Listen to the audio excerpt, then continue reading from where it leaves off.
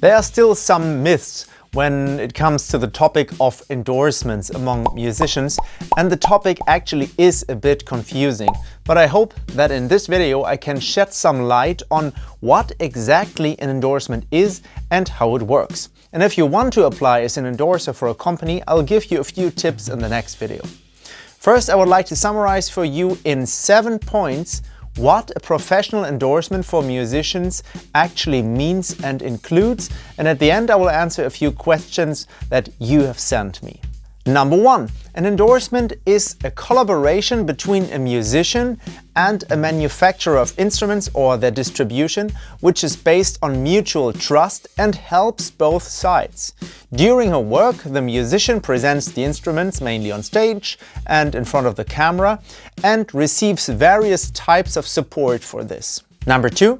Ideally, it is a cooperation with a company whose products you like and already use almost exclusively, so that it can be seen as a kind of bonus program for frequent users. A request to continue like this, a reward for loyalty to the company despite changing circumstances and other offers. But it's not just an award you get from the company. Of course, you also have duties, more on that later. And it is not that the manufacturers are simply looking for anyone to distribute their company logo for a fee. That is the clear difference to sponsorships. You really have to be able to identify with a brand, then you don't even need a contract. I too only have contracts with 2 of the companies that I endorse because it only works in the long term anyway if it is based on trust. Number 3. An endorsement will not help you to make a career jump, because the manufacturers benefit from your visibility as active musicians. You publicly represent the brand, which in turn uses your popularity and your image to reach its target audience. So you don't have an endorsement, you are an endorser. That's an important difference. Even if the company can, of course, contribute to increasing your popularity or that of your band with their support, which is in the interest of both parties. In general, however, you have to take your job as the brand's representative seriously. It is not the job of the company to promote you, but the other way around. The brand won't bring you any publicity if you can't earn it yourself. Number 4. The most important factor is how many people see you play the instruments. If a musician plays in a well-known band, it is effective for a company to make public that she uses and appreciates the products of this brand. In return, the company supports the musician in order to maintain the cooperation and the advertising effect. But even as a studio musician with well-known artists or with a YouTube channel with a few thousand subscribers, on which you put the instruments in the spotlight, you have a good chance of an endorsement deal. The endorser's value is therefore based on how many potential customers they reach. That is why music schools also receive support, because the advertising effect is very direct here. Every day, many students play on the equipment of a brand, and if they then buy their own instruments at some point, the probability is significantly higher that they will choose this manufacturer because they know it and already feel a kind of relationship to it. Of course, you have to be able to play pretty well when you appear as an advertising partner for a brand, technically, but above all musically, in order to put the product in a good light. And the better you are, the more likely you are to get good gigs, which means you will be seen even more. And there are, of course, outstanding talents who make a name for themselves in the music scene, because in general it's about other musicians looking up to you and therefore taking your own opinion seriously. What do you think why it is called influencer? These people have a certain image and the corresponding active fan base and an influence on their behavior. Always think about your own customer behavior. If a YouTuber whom you respect recommends a product, then you attach much more weight to this statement than to an anonymous advertising medium. Therefore, it is also important not only by how many people you are seen, but by whom. If a musician is known as an outstanding technician within his peer group, it is not right for him to present entry-level instruments. And if a musician plays in a well-known band and is the idol of many, and even because of her many even start to play the instrument in the first place, it is of no use if she endorses high-end products or any special gadgets. And of course, the brand has to match the style and image of the band or musician in order to reach the right target audience. Unfortunately, there is also some trickery here sometimes. In other words, what you see is not what you get, not what you hear. So what's on the label is actually not what's in there. You don't have to be generally suspicious, but be skeptical. And of course, when a top musician plays an instrument and it is mixed by top people, that sounds great too, of course. But at least it's not a scam. It shows you that you don't need high-end instruments to sound good and how much you can get out of such instruments. It's a bit like the serving suggestion on food packaging. Number 5. Endorsements are not necessarily about cheaper equipment. And above all, nobody has anything to give away for free. This is one of the biggest misconceptions when it comes to endorsements. I mean, imagine a company just gives you a guitar or a drum set. And now what? What does the company get out of it? And what do you get out of it in the long term? Of course, it happens that the companies invest in certain musicians because they want to win them over and expect something from it in the long term. But even so, it doesn't just happen, but as a result of a lot of work and investment in your own art and your own visibility. Because it's more about supporting people who have already proven that they work hard, assert themselves, and create something so that the company then has a valuable representative. And sometimes it can also be a test. For example, we'll give him a guitar for free and see what he does with it. If you then sell it on eBay and get found out because some people actually look specifically for that, then your name is tainted, and with bad luck not only with this brand, because word of opportunists gets around. Some companies do it the other way around and initially give a very small discount. The companies want to test whether the musician really stands behind the brand and whether a long-term collaboration would be worthwhile or whether she's only speculating on cheap equipment. Most companies have a system for their endorsers and divide them into different categories based on their popularity, most of which, for example, receive a certain discount. When my endorsement with Masterwork Cymbals was still with the German distributor, I was allowed to go there once a year and choose a set of cymbals at a generous discount from the large showroom. So here it was less about the savings than about the possibility to test as long and as many cymbals as I wanted. Once I actually stayed there for 2 days. Such privileges and other types of support can be much more relevant and lasting than gifts. For example, invitations to insider events, a feature of your latest video or your tour dates, better supports in choosing the right instruments, and so on. Some endorsements also rely on loans. The company provides you with the instruments for an event or for a tour, and then you give them back. This can often be much more practical and useful for both sides. For professional musicians, a direct and fast service is often much more important than free gear. When I had a problem with my in-ear headphones while on tour, Fisher Amps sent me, as an endorser, a replacement cable within just 1 day so that the tour could continue without any problems. That is much more important to me than generous discounts. So think long term. Endorsements help me do my job as well as possible so that I can earn more money with it, not through savings. Number 6.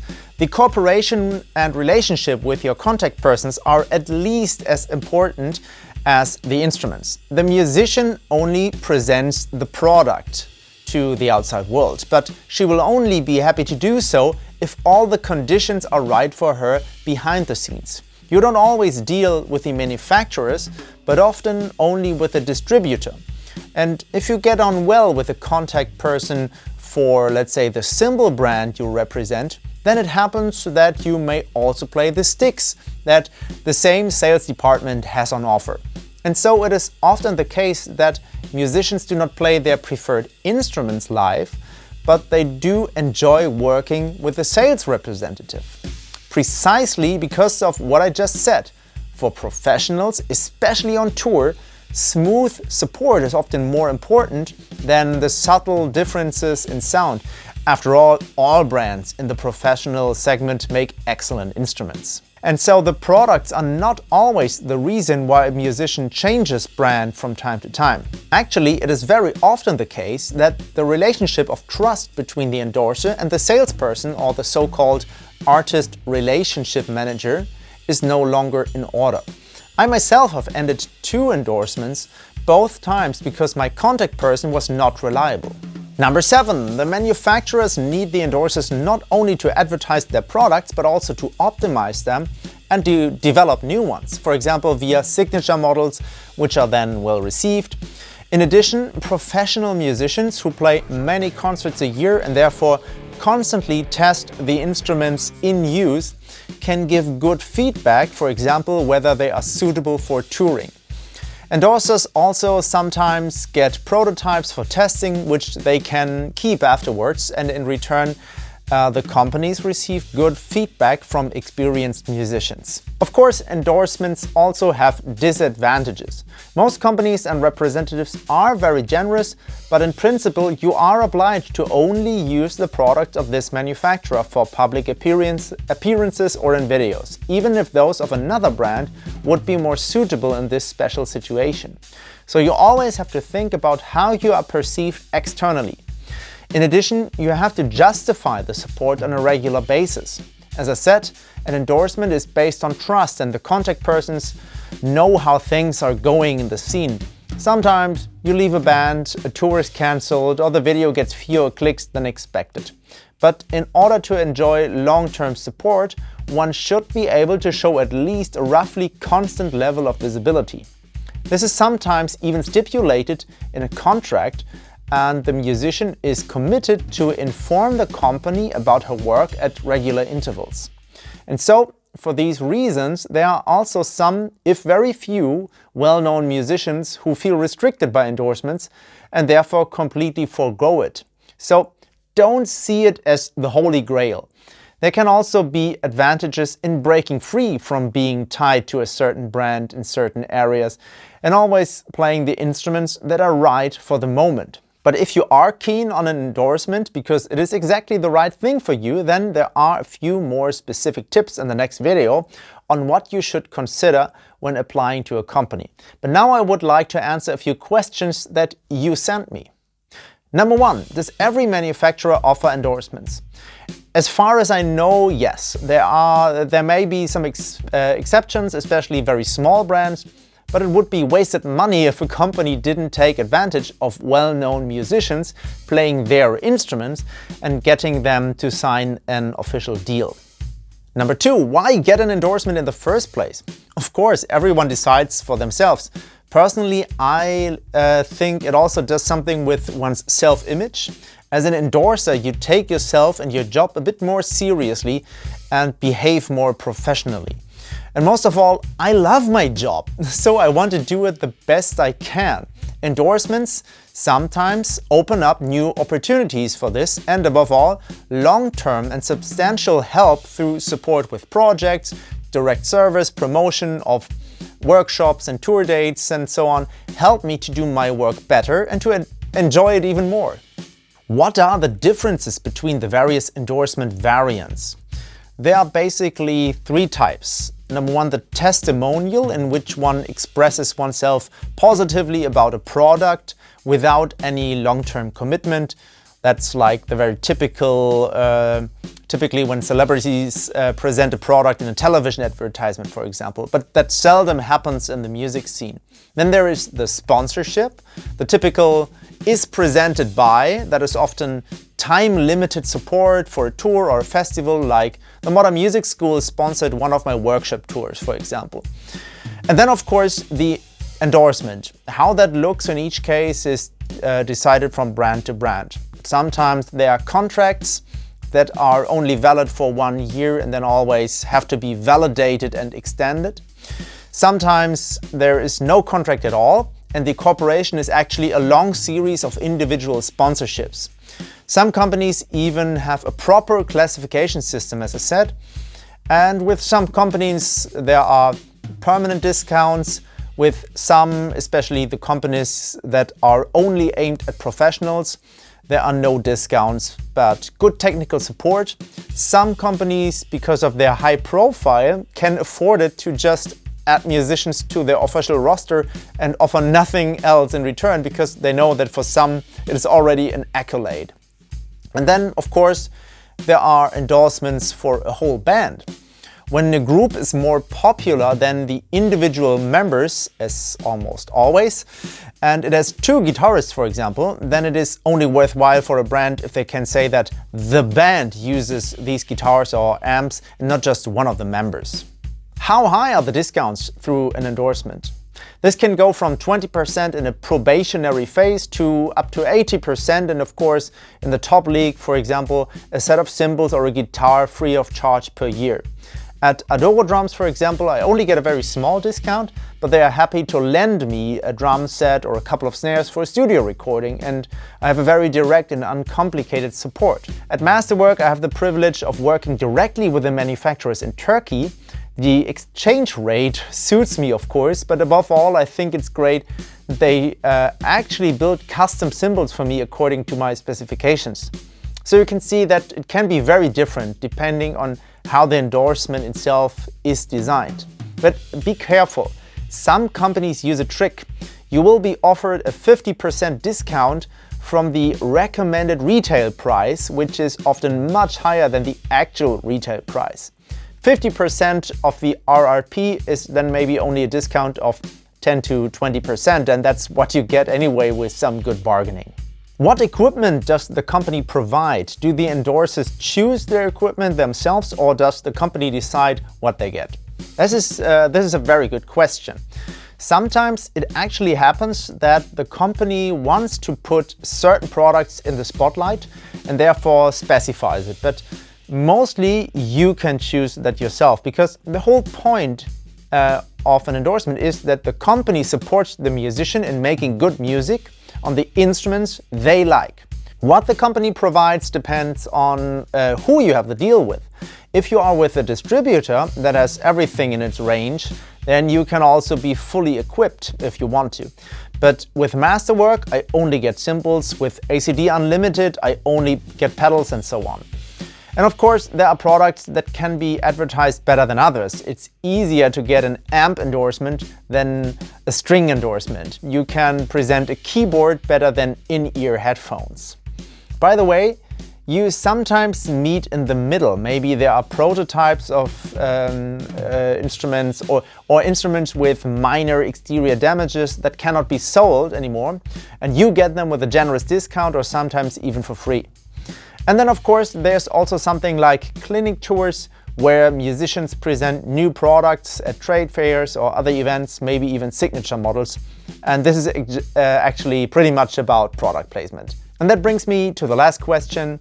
How often do you have to advertise products, and to what extent? Sometimes it is actually contractually stipulated that the musicians have to be available for a video shoot once a year, that they regularly deliver photos to the company and so on. But again, ideally, you are already an endorser before you have a contract. So you play the instruments that you like and tell others about them. Never have I ever published a video or post that a company hired me to do. All of my gear reviews came because I found a product interesting and wanted to tell you about it. Sometimes this resulted in an endorsement deal afterwards because I showed the company that I already stand behind the products. It goes without saying that you should put the logos of the company on your homepage and in booklets of an album release and so on. And that is usually also stated in the contract. But the most important thing is still as many live shows as possible, and the number is difficult to contractually stipulate. This is more likely to be checked in the time before you are accepted into the roster. So I hope this video helped you and I was able to answer all of your questions. If you have more, feel free to write them in the comments. I will try my best to answer them. And I hope to see you on the second part. Until then, take care and bye-bye.